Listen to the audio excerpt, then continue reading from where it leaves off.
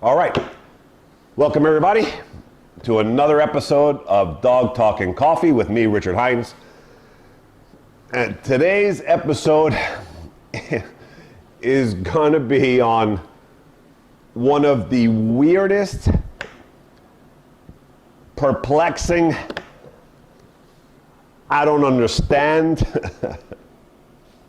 commands that's been built in to the dog training society, mostly the positive movement, and which makes no sense whatsoever if you understand anything about training dogs, right? The look at me command. Look at me. Look at me. Pay attention to me. Oh, he gave me a glance, which was actually pretty good, but I don't exactly have as much focus as I'd like, and this is what I suspected. Look at me. Good boy. Read, and then hope that he's going to pay attention to me. If your dog won't pay attention to you here, right in front of your house, well, there's a little tension here. I don't really like that too much, so I'm going to try and get his attention on me rather than the environment that he's trying to pull towards. Up here. See, a little bit more challenging now. This is normal because, just a few feet away from the house is a completely new environment to many dogs, and he wants to get... It is the craziest, weirdest thing I've ever seen in my life if you understand anything about dog training and the way dogs work. What is the look at me command based on? What is the purpose of it? Why do these trainers use it and teach it?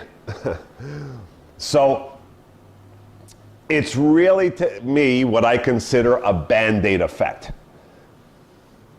You always see it being used when a dog has reactionary behavior towards anything in its environment. This issue, obviously, but this is where you start. Your next step is getting him to glance up at you and reward him as much as you can for doing that. There's a car coming right now, so I'm going to try and be one step ahead and get his attention. Come here. Brutus, come here. Yes, good. Come on. Brutus. Brutus, this way. Come on. Come on, this way. Nope. Come on.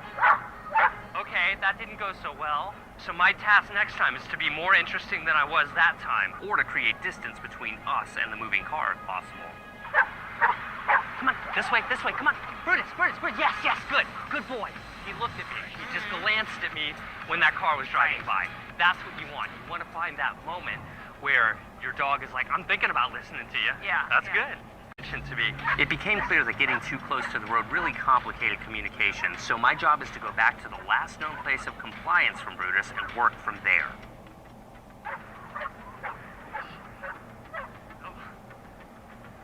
If your dog won't take treats, you need to create distance. You can't be in front of a heavy distraction. If they're like, I care more about that distraction than this issue, obviously, but this is where you start. Your next step is getting him to glance up at you and reward him as much as you can for doing that. Right?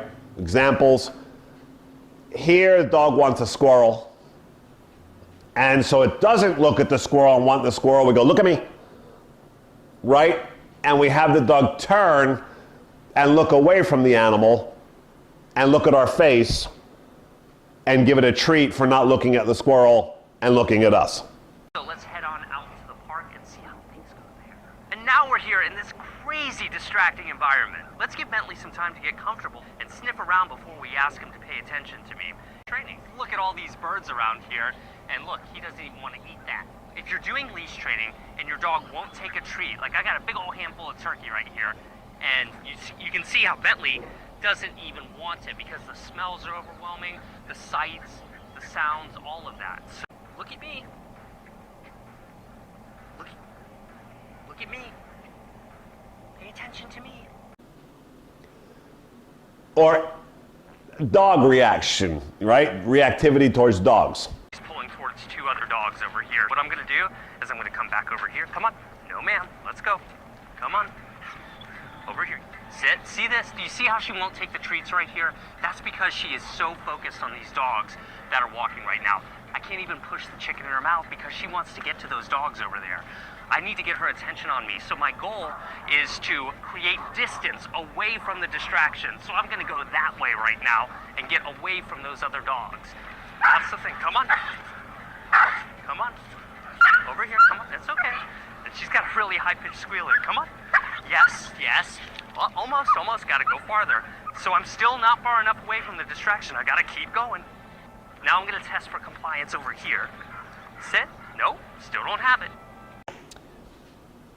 Just as examples, right? Dogs who are well trained don't ever need to look at our faces. No matter what they're doing, how high level of state they're in, when the training is done to a high level and elite level, and when I say that, I mean that those levels really mean that a dog is trained, right? They're trained. They're fluent in their understanding of training. So, give you a few examples. Here, just one of, here's a dog. That day that I just started that was crazy and could not be controlled, the owner never walked the dog anymore. Because it sees a dog, it goes out of its mind.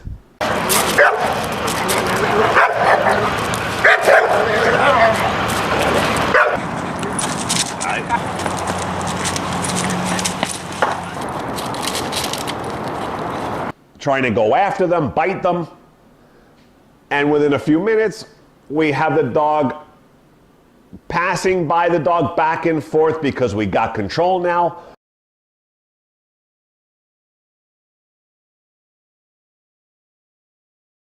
Good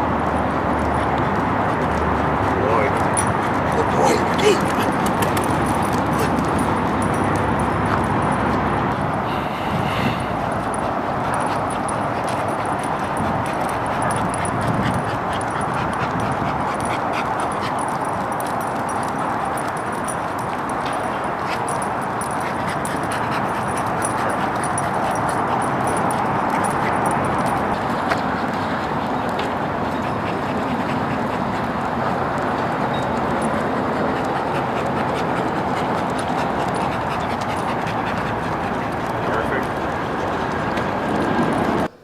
And we don't mind the dog looks at the dog, right? We pass, we never avoid looking at the other dog. Look at it, right? But because we just taught you how to behave in life, we don't need to teach you avoidance.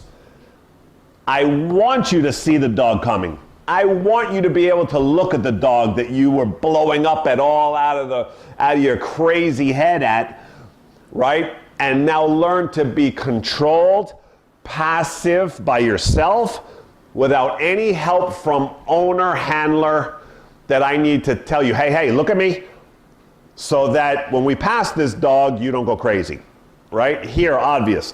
You see the blowing up. A few minutes later, teaching him how to walk properly, walking next to us, and the dog was blowing up it perfectly, going back and forth past, and no crazy, and we're not trying to take the dog's attention off of that dog, right? We're teaching it, you're gonna see a million dogs in life, and I don't want you blowing up at any of anymore, but I don't care what you do. You don't have to look at me. I don't mind you look at the dogs. Just don't have a crazy moment. So we never redirect a dog's attention off of what it wants, right? To be able to focus. It must learn how to go through what drives it crazy without our help and redirecting the dog's attention to us.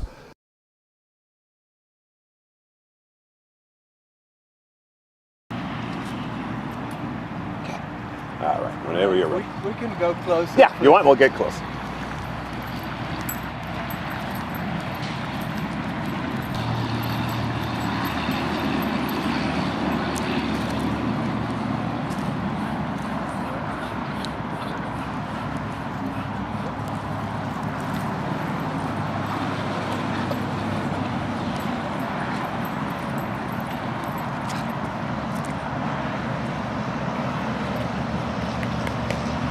Then you know you really did it. You have it trained. You fixed it.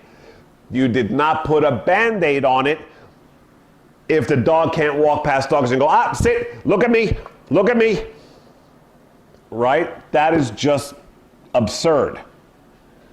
Now here, I'm going to just throw some other scenarios as a little bit of a... So here, you're going to see this Doberman. One of my clients, we're like 50 yards back, right? The owner doesn't mind. He goes and chases ducks and has a good time. So here you'll see him chase ducks. They all fly to the water.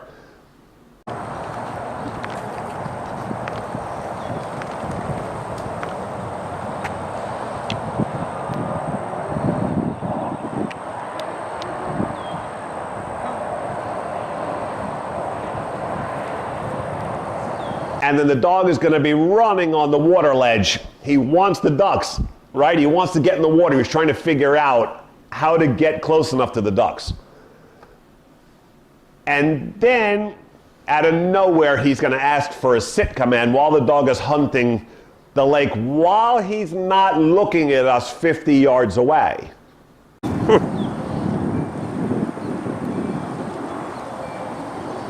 video there, right? I don't think so. You don't think so? No, I don't know. I mean, I walk here all the time. I don't think so.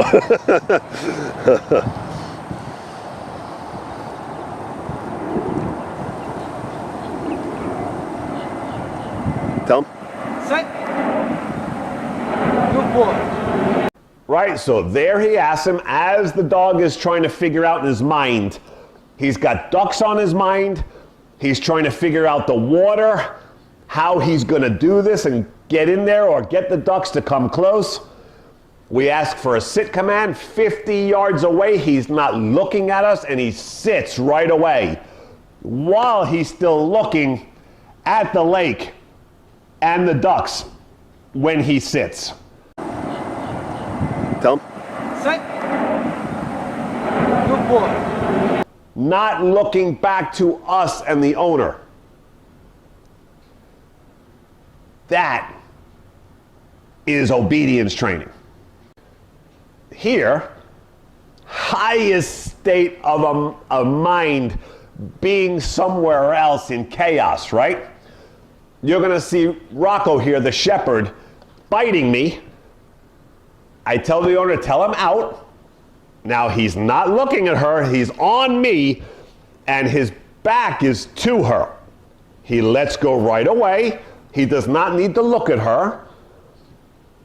And from there, she tells him to down, right? While he wants to bite me again, tells him down, and he downs instantly without having to look at her.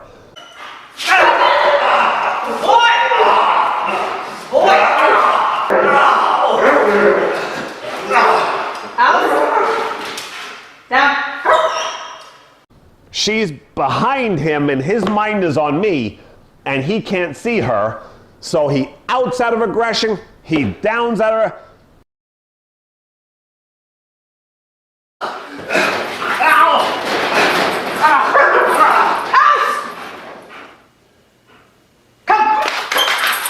Right?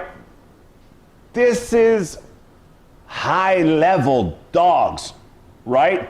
There's no such thing as look at me to get them, right? Dogs should be able to listen from wherever you are with their backs to you. They understand fluently the commands, right? He knows he must let go the first time he's told. He instantly lets go perfectly without looking at her or knowing where she is. Down, boom. In his mind, he's thinking about rebiting, but he listens to her while his mind is somewhere else, and she's all the way behind. He doesn't need to be looking at her or seeing her to respond to commands. And he's in a highest state of aggression fight mode right now, and he still listens perfectly when she tells him to do something and he's really in an emotional state somewhere else. Here, I show one of my golden retriever puppies. Loves this other little puppy, right? They play together, they go crazy together.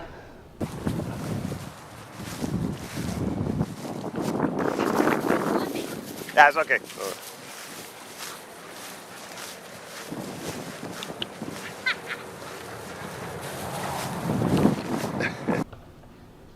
So I'm using this little puppy against the Golden to test her skills of listening when she's not paying attention.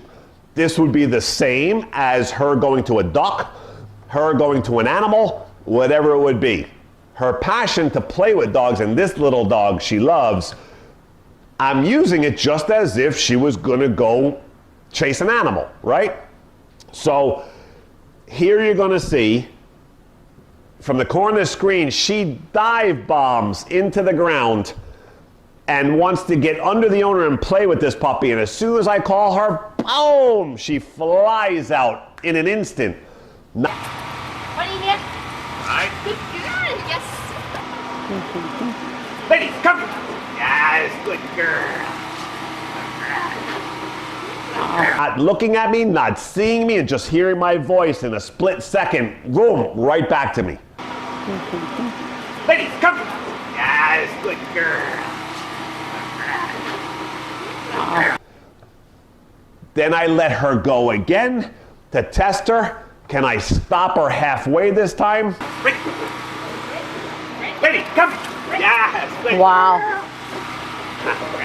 Too much for me, sir. And boom, just like that, with me behind her and her not looking, just from voice control, boom, and turns and runs right back to me. Perfect. This is how you do dog training, right? Never ever we use a command in my system. I have never done it. I will never use it, right? It makes no sense. It says to people who know anything that the trainer who's using that technique is amateur and does not know dog training at a high level, right? Because we don't need to control the environment around us for our dogs to listen. The look at me is a command that has been built into a system that needs a lot of help, right? Again, controlling your dog because you know that you won't be able to control it in an environment where it wants something else. So it's meant as a distractor from reality because you will never be able to control that dog. Why? Because that tells you that your dog is not trained well enough to be able to deal with anything that your dog has interest in life. You will never be able to keep them under control. You will lose them. You know you will lose them.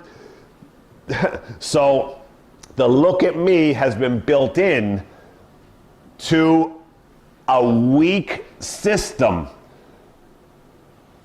of a method, right? To be able to redirect, because those dogs will never be able to look at life around them, right? As long as things are calm and passive, that dog might be fine. Anything that comes to the environment that gets it going at all is gonna be a big problem, and that owner in life will never, ever, no matter how long they work at the look at me, will ever be able to control their dogs in society when their dog wants something else, because they've never taught the dog to go through it and actually learn how to check itself or control itself. It's only been redirected to this so it can't look at what it wants. Avoidance behavior. Most people who see that come in actually think it has purpose and that it has a function. So I hope I cleared this up, that it has no place in life. If your dog is well trained, you will never ever need that. So, till next time, Richard Hines, Miami Dog Whisperer.